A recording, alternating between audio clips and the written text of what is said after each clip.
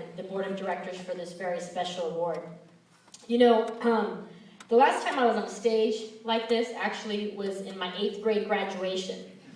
And I remember I was wearing a white lace dress, my hair was up, and my family was in the audience. Today, 25 years later, I'm on stage, lace dress, my hair up, and my family's in the audience. Yeah. As you can see, some habits are actually quite hard to break. And I say this because as I was thinking about what I wanted to say today, I found myself struggling, as I often do, to express myself. And when this happens, I have to do something very specific, and I have to go to a place which is very near and dear to my heart, one that inspires me, my creative juices start flowing, and that place is, well, yes, it's Baskin-Robbins 31 Flavors ice cream.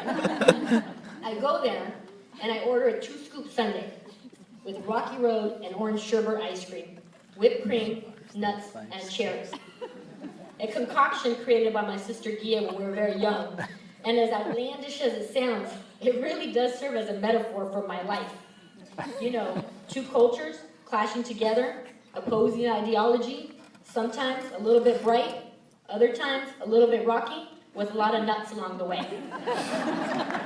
That's my life. And it's probably very similar to your life too. And as I sat there indulging in this unique mixture of flavors, I realized that like this ice cream, my life has really never been following the status quo. What has moved me in my career has never been a job, title, an expense account, money. Okay, I'll take that back. But instead, I've had these little espinas, these little thorns, as I like to call them, that poke at me every single day when I get up. You know the ones. You actually probably have them too. One that pokes at me when I think of my father, a gardener his entire life, never sought accolades. When I look into the eyes of my mother, and I see 84 years of unequivocal selflessness to raise her 12 children. A thorn that pokes at me every day when I see my sister Teresa, cleaning people's homes, delineating the margins between the haves and the have-nots, never complaining, not questioning. To those that poke at me in a joyous way, when I see Latino families at graduations doing the Chiquitibuma La Bimbo voucher, throwing confetti, when I smell churros from La Mascota, when I see guys selling oranges when you got off the off-ramps, when I pass the guy right there trying to sell me a mica on the corner of 6th and Alvarado as I drive off in my Mercedes-Benz. These espinas, as I call them, they are my daily reminders of why I went to corporate America in the first place. Yes, I definitely have a job description that is on paper, but I also have one that is not.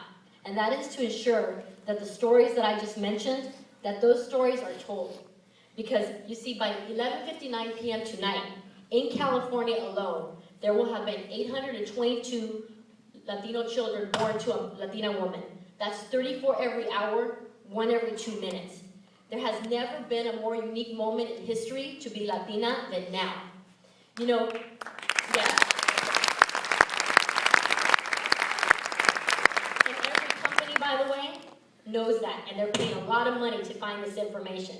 You know, in the past, I was determined, I told myself I was never going to be pigeonholed, that I didn't want to be the Latina in the corporate America, that I didn't want to be only known for being a Latina.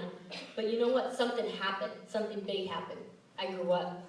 I got rid of that chip on my shoulder and learned to speak corporate language without losing myself and who I am. And it hasn't always been easy. As Latinas, we have had that very discreet balance that we have to manage, right? We have to make sure that we are visible without being confrontational. We have to dress up, but don't look cha-cha. We have to be congenial, but not emotional. And we have to bear stereotypes. You guys know which ones I'm talking about. Like the ones when they assume that because I am Latina, that I speak for the Cuban in Florida, the Puerto Rican in New York, and the Mexican in LA. Little do they know that we don't even like each other sometimes. Or when they assume that I don't speak English, and an executive, puzzled by my speech, says, wow, you know, you speak English really well. And I look at him and I say, great, so do you. Or my favorite, You know the question. You know, you speak Spanish. Can you translate this for me? Sure, I'll translate it for you, all right? That's what I mean. So I started my remarks by trying to figure out what I wanted to say early on, and I can tell you this. I know that I don't fit the conventional corporate mold. I wear big hair, red lipstick. I bring tapatio sauce to my meetings. And I bring my entire family to Red Lobster whenever I get a promotion.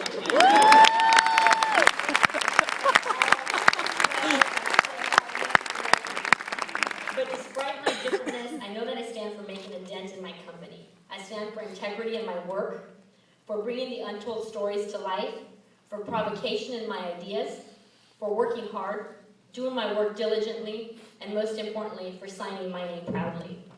So with this, I want to thank the Nielsen family who is here today, particularly Dora Garcia.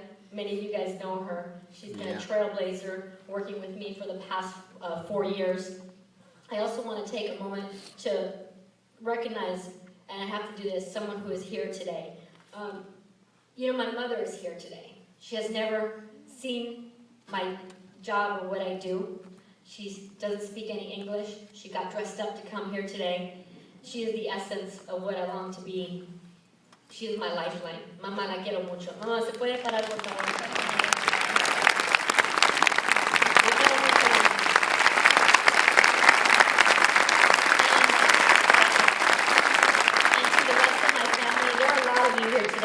Cristian, Eric, Carlitos, Monique, Raúl, Elsa, Guille, Bella, Auralia.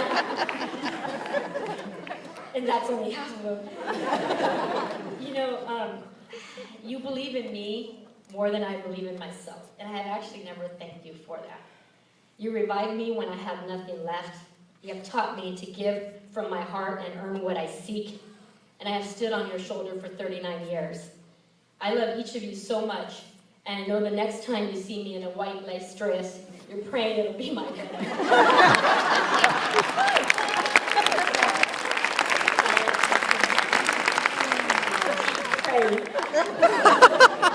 I want to thank the NLBWA for this very special honor. I can't express how much this means to me, and to the fellow nominees and the awardees, so many of you trailblazers in your own right.